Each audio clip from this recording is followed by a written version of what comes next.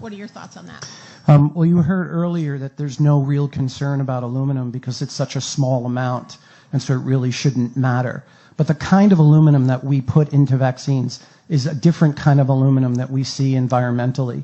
This is called a nanoparticle, and nanoparticles bind really tightly to the bacteria antigens, the virus antigens, the food protein antigens, and any other contaminants that are in the vaccines that we may not know about.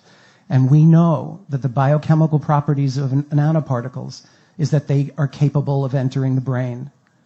And so we have not evaluated the safety of the aluminum nanoparticle and its injection and where it goes when it gets into the body and whether it gets into the brain. Do vaccine ingredients belong in the brain? No. Do they get into the brain? No one has ever studied it.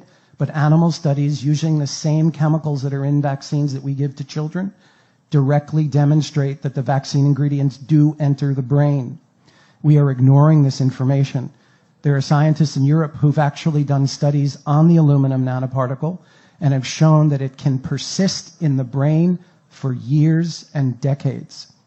And so what we're seeing is a large outbreak of neurodevelopmental disabilities in adults, including Alzheimer's. And one of the main factors that they're finding in the brains of people with Alzheimer's is the aluminum nanoparticle that's directly related to the vaccines that we're giving.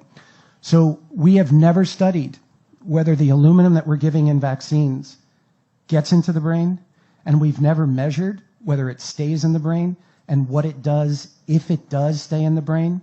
But we do know that vaccines are supposed to cause inflammation in the body. But we have more than half of our children with chronic inflamed conditions. And we've never allowed ourselves to ask the question, if the vaccines cause inflammation acutely, do they continue to create inflammation chronically? We have 1 in 5 with neurodevelopmental disabilities, 1 in 10 with ADD and ADHD, 1 in 35 with autism, 1 in 11 with asthma, and 1 in 20 under the age of 5 with seizures. And the autoimmune diseases are exponentially rising, and we are finding that the viruses and the bacteria that we're injecting into the body, along with the adjuvants, create something called molecular mimicry, which means the body sees those viruses thinking that it's foreign, but actually finds pieces of those viruses that match pieces of the self. And the immune system doesn't differentiate between what it's been told to reject and itself.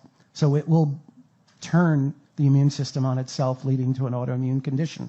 We know this about hepatitis B, we know it about the Gardasil vaccine, and we know it about the flu vaccine. And we continue to say unequivocally that the vaccines have been studied effectively and that they're safe, and that's just not true.